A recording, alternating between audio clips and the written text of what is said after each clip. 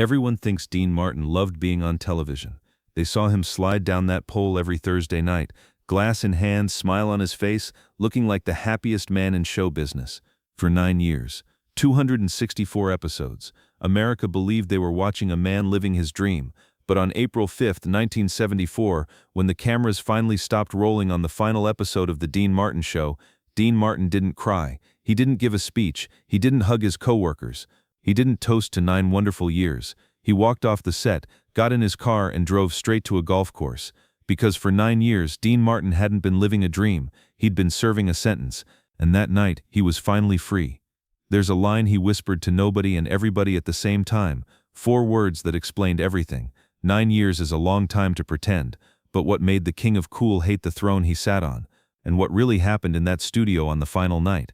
The answer lies in a contract signed 9 years earlier, a contract Dean Martin regretted the moment To understand why Dean Martin walked away from the most successful variety show in television history, you have to go back to 1965, to a boardroom at NBC, to a deal that seemed too good to be true.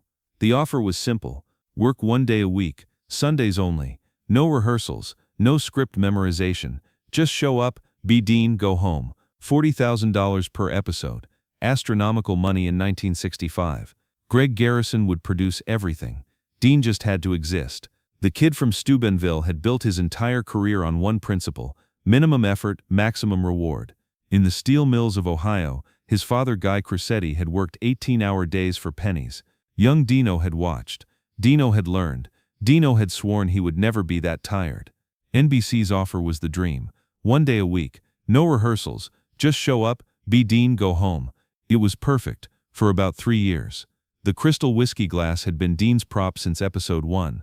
Heavy, elegant, always filled with apple juice. For 9 years America thought it was bourbon. For 9 years Dean let them believe. But that glass wasn't just a prop, it was a chain. A reminder that every Sunday, no matter what, he had to show up and pretend to be drunk for millions of strangers. Eddie Novak had been a cameraman at NBC for 12 years when The Dean Martin Show started. He would stay for all 9 seasons, and he would see something America never saw. Something that would haunt him for decades. Dean Martin was trapped, not by NBC, not by the contract, but by his own success. The show was too big to fail, and too exhausting to continue. The smell of stale coffee and hot studio lights, the sound of producers shouting last-minute changes, the feel of starched shirt collars and bow ties pulled too tight. Every Sunday, Dean took it all in. Every Sunday, his shoulders tensed the moment he walked through the NBC doors. Every Sunday morning, Dean Martin would wake up at 6 a.m. He would drink his coffee black, he would read the sports pages, he would check the weather at the Riviera Country Club, and then he would sigh, because it was Sunday. And Sunday meant television. The routine never changed. The car would arrive at 7. The driver wouldn't speak. Dean had made that clear years ago. The silence was the only peace he would get until midnight. His fingers would drum against his knee the entire drive. A habit Gene had noticed. A habit he couldn't stop. 1 more season, Dean. The NBC executives said it every spring. Like clockwork. Like a prayer. Like a threat wrapped in velvet. The ratings are incredible. America loves you. Just 1 more season. Dean would look at them. He would smile that famous smile. The smile that had sold 1 million records. The smile that had made him rich. The smile that wasn't a smile at all anymore. He would say yes, because saying no meant lawyers, meant lawsuits, meant headlines he didn't want. He didn't fight, he didn't negotiate, he didn't demand more money, he just signed. Every year, for 9 years. Eddie Novak noticed things the other crew members missed. The way Dean's jaw tightened when the director yelled places. The way his eyes went flat the moment the cameras rolled. The way he counted ceiling tiles during commercial breaks. Eddie had counted with him once. 47 tiles. Dean knew every single one. You know where I'd rather be? Dean asked Eddie one Sunday afternoon between takes. His fingers brushed against the crystal glass, empty for once. Eddie knew. Everyone knew. The Riviera Country Club was 20 minutes away. The sun was shining. The fairways were empty. And Dean Martin was standing under hot studio lights pretending to be drunk for the 47th time that season. His eyes drifted toward the exit door. They always did. But the contract was iron. And the ratings were gold. And Dean Martin was trapped in a velvet cage. Spring 1973. Season 8 was ending. Dean called his manager, Mort Viner, from the phone in his dressing room. The crystal glass sat on the counter, catching the light. Empty. I'm done, Mort. I can't do this anymore. Mort was silent for a long moment. Dean could hear him breathing. "Dean, you have one more year on the contract. Then buy me out. That would cost you $3 million. Dean's hand tightened on the receiver. $3 million. The price of freedom. One more year, Dean. Just one more. Dean looked at the glass. 52 more Sundays. 52 more times sliding down that pole. 52 more glasses of apple juice pretending to be bourbon. 52 more smiles that weren't smiles. And then, finally, freedom. But first he had to survive the final episode. April 5, 1974. The final Sunday. Dean Martin arrived at NBC Studio 4 at 4 p.m., 4 hours early. For the first time in 9 years. Eddie Novak was adjusting a light when he saw Dean walk in. He stopped. His hand froze on the equipment. In 264 episodes, Dean had never arrived early. The man was allergic to being on time, but today he was there before anyone. "Mr. Martin?" Eddie called out. Dean didn't answer. He just walked to his dressing room and closed the door. For 2 hours, nobody saw him. The dressing room was small. A mirror, a counter, a rack of tuxedos, and that crystal glass, sitting where it always sat, catching the light from the vanity bulbs. Dean looked at his reflection. The hair was still dark. Dye took care of that. The face was still handsome. Genetics and good lighting. But the eyes were tired. The eyes had been tired for 9 years. He picked up the glass, turned it in his hands, felt its weight. This glass had been in every episode, every single one. America had watched him hold it while singing Everybody Loves Somebody. America had watched him hold it while trading jokes with Frank. America had watched him hold it while stumbling across the stage in his famous drunk act. But America didn't know. It wasn't bourbon. It wasn't scotch. It wasn't even whiskey. It was apple juice. Every time. For 9 years. The door opened. Greg Garrison, the producer, stood in the doorway. "We're ready for you, Dean." Dean set down the glass, slowly, deliberately, like he was saying goodbye to an old enemy. "Let's finish this," he said quietly. The studio was full. The crew was in position. The audience was seated. 300 people who had waited months for tickets to the final episode. The lights were hot. The music was ready. Everything was exactly as it had been for 264 episodes. But something was different. Dean stood at the top of the pole. The same pole he had slid down hundreds of times. The same pole that had become his prison. Direct from the bar, "Dean Martin." The announcer's voice boomed through the studio one last time. The sliding doors opened. Dean gripped the pole, and for a moment, just a moment, he didn't move. Eddie Novak was watching through his camera. He saw Dean's fingers tighten. He saw Dean's chest rise with a deep breath. He saw something flicker across Dean's face, something that looked almost like grief. Then Dean smiled, that famous smile, and he slid down the pole. The audience roared. They didn't know. They couldn't know. They just saw the same Dean Martin they had loved for 9 years. The drunk act, the easy charm, the effortless cool. But Eddie saw something different. His eyes, Eddie would say years later. "For 9 years I watched those eyes go dead the moment the cameras rolled. But that last night his eyes were alive. They were dancing, because he knew, this was the last time.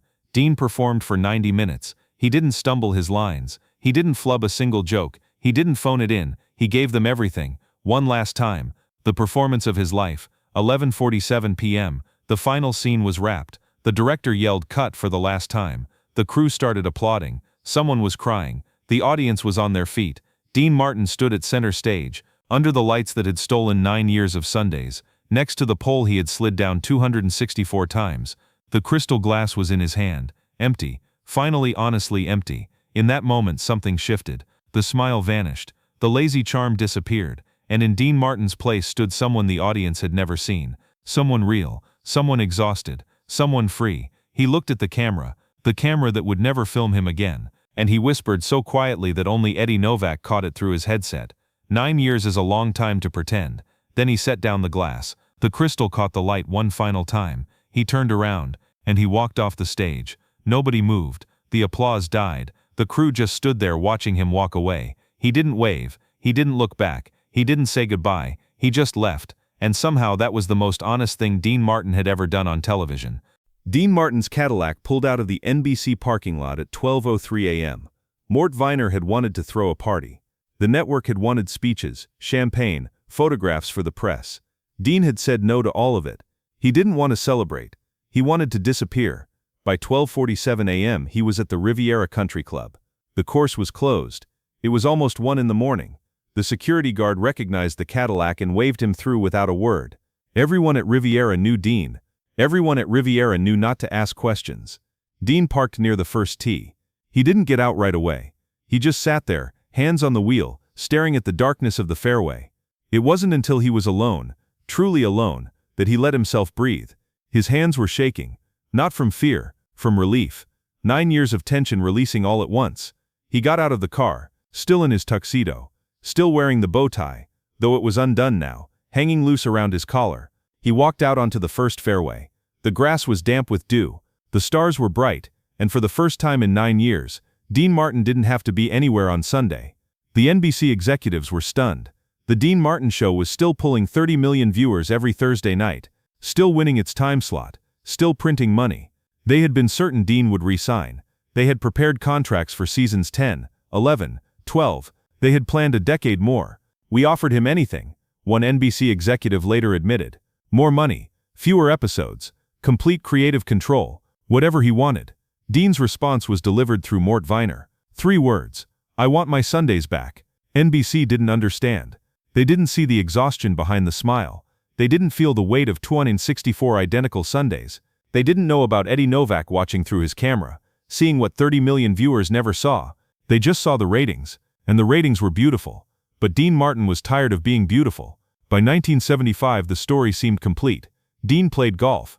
He made a few movies, nothing too demanding. He spent time at home with Jean. He ate dinner at his favorite restaurants without checking his watch. The king of cool had finally found his kingdom, or so everyone thought. But freedom has a price, and silence has a weight. 13 years later, on a snowy mountainside in California, Dean Martin's phone would ring, and everything he had built, every wall, every defense, every carefully constructed piece would crumble in an instant. March 21, 1987 was coming, and Dean Martin's real sentence was just beginning. Eddie Novak left NBC in 1976. He moved to Arizona, opened a small camera repair shop in Scottsdale.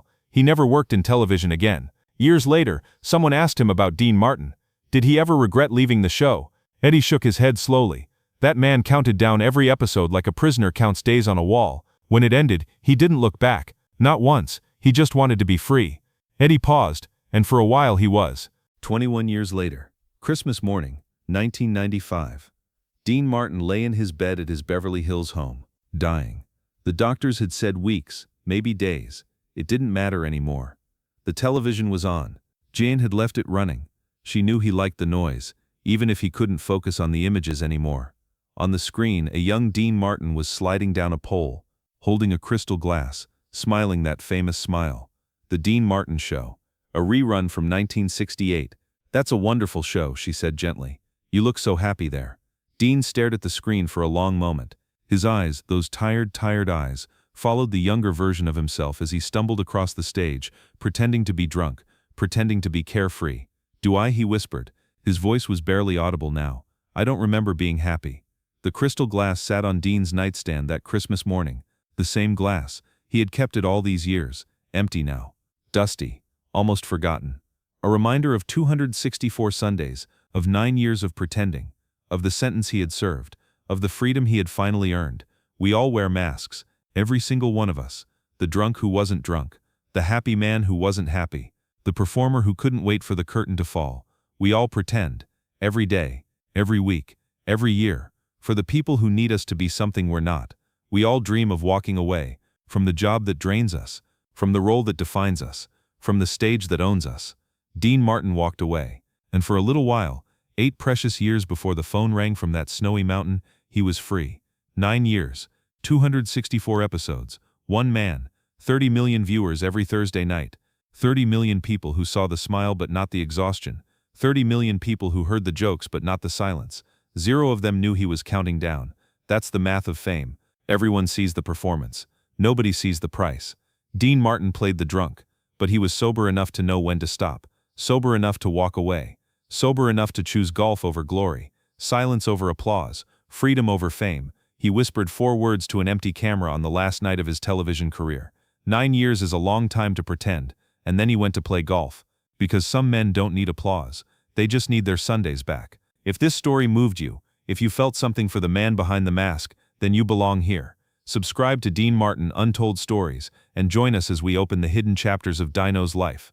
The Rat Pack nights wrapped in smoke and laughter, the silent tension after Jerry Lewis, Sinatra's brotherhood, family joys and quiet tragedies that shaped the man behind the myth. Hit that subscribe button, ring the bell, and step behind the curtain with us. Because legends deserve to be remembered not just as icons, but as human beings, one untold story at a time.